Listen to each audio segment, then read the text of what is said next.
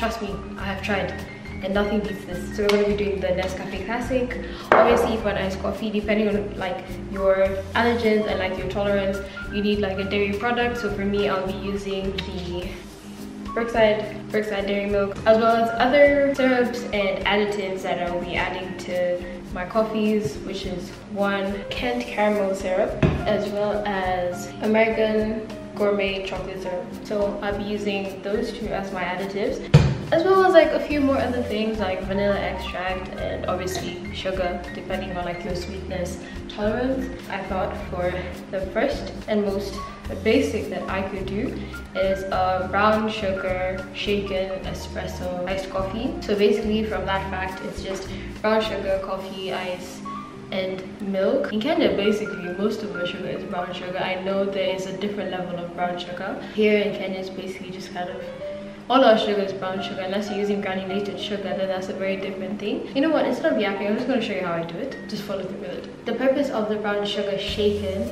iced coffee is that you actually do need to shake it. So I'm going to be using one of my old coffee jars that I finished. In regards to sustainability, using recycling, I'm going to be using this as my shaker. So if you have any kind of heat tolerant glass jar, anything that can tolerate heat, and you can cover it and you can seal without any leakages, definitely use that. So I'm going to be using this. The thing that I'm very picky with about especially my coffees and iced coffees, wherever I get them from, is that the level of dilution. I don't like it when my iced coffee is dilute. So in this, I'm putting probably a half tablespoon of sugar. As I said, I don't like my coffee ice like diluted, especially if you put more ice in it, if you put too much milk in it. Like, I like it when my coffee is stronger than the ice and everything else. Like, I want to taste that coffee. I don't want it diluted. I don't want it to have too much milk. In regards to that, I'm going to put 1 tablespoon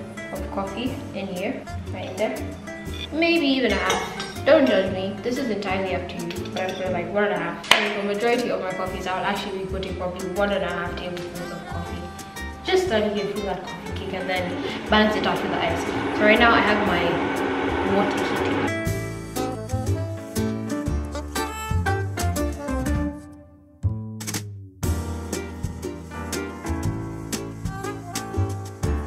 So in here I have hot water, just a small amount. I think that's good enough. You have to be careful with this because this is hot water, so it might pressurize. I'm just trying to be as careful as I can be because I can already feel the heat. The last thing I need is this thing exploding in my face, and it's happened before, like several times. So I'm going to put ice, like just a bit of ice in here to kind of not explode the whole thing. Shake it until like it becomes so frothy that like it can't get frothier than that. You want to try and focus on creating as much foam as possible. It's not a dalgona, that's a very different thing. That's whipped, this is shaken. Know the difference.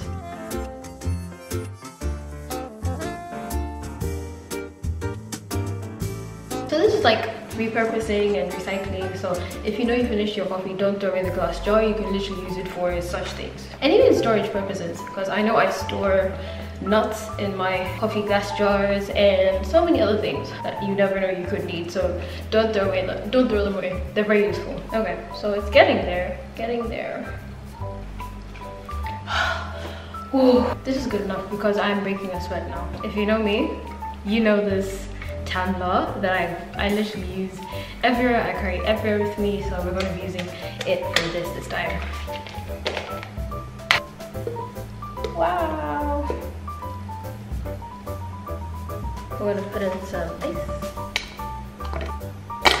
Last but not least, I feel like usually this is the most satisfying part of coffees, is just adding the milk and seeing that layering.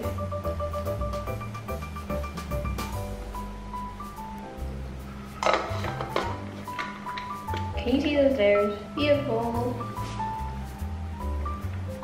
The coffee slapping. Now this is what I like to see. I like to see the layers. You have your coffee and your sugar down here, and then you have a mix of like milk and coffee, and then you have like the foam bit, which isn't so like strong and concentrated. So you have a whole mix of layers. So the next thing that I actually want to do is an iced mocha. I never actually used to like iced mocha because I thought there was too much. There was like too much of a concentration of chocolate more than there was on the coffee side, and like that's why I didn't like it. So the other day I made my own version of like an iced mocha, which is actually the correct version of how to make it. So we're going to be doing an iced mocha. So here I have my glass, and in here I'm going to put coffee, chocolate syrup,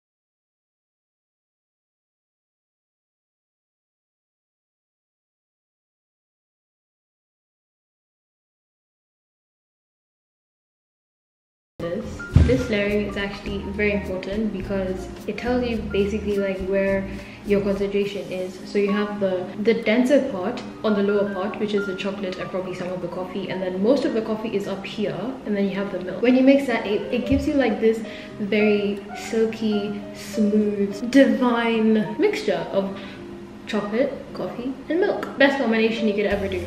So make sure that you mix your chocolate syrup and your coffee and your sugar together, and water has to be almost like it just covers the entire solid mixture of coffee and sugar and chocolate syrup. Mix it all together, it becomes very thick, it forms that dalgona foam, and then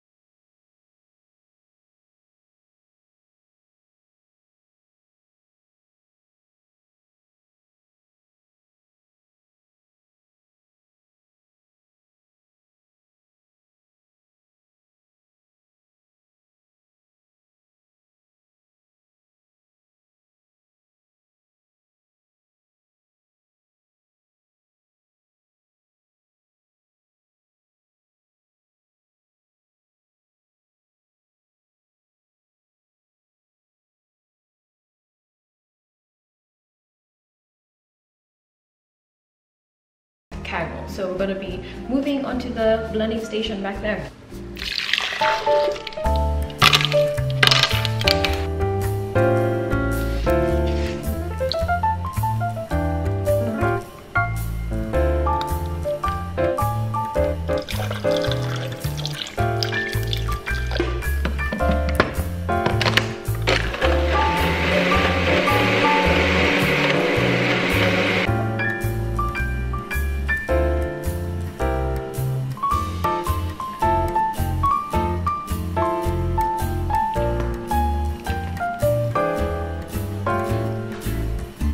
My straw.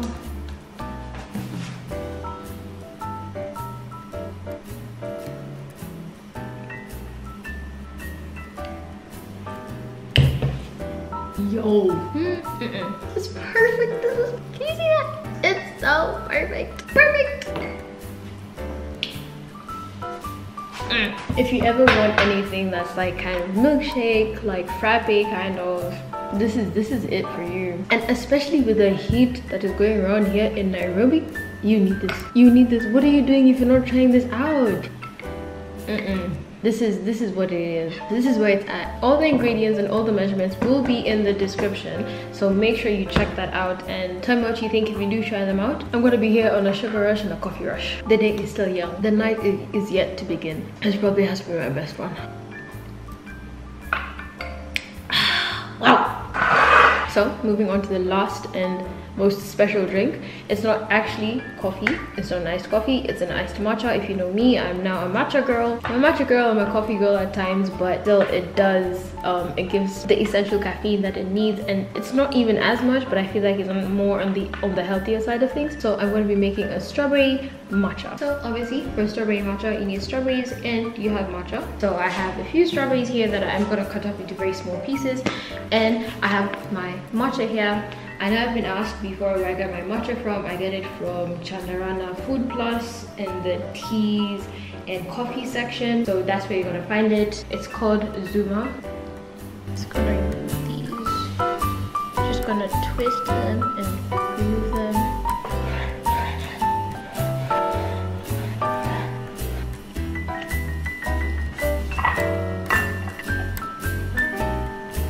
Take about a tablespoon of the matcha and just put it in the sieve.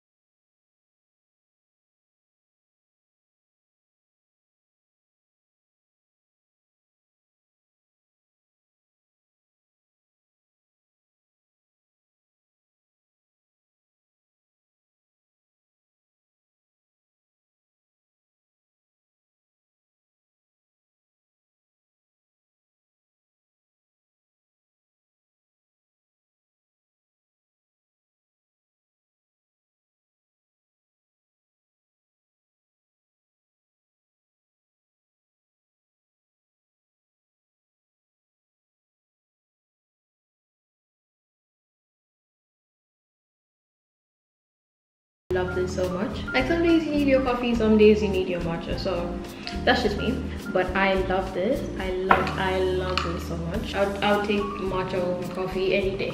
If it was every day, it would be matcha. Those are my iced coffee and matcha drinks that I have. I hope you guys do try them out. Tell me what you think. I think this is something that was supposed to come out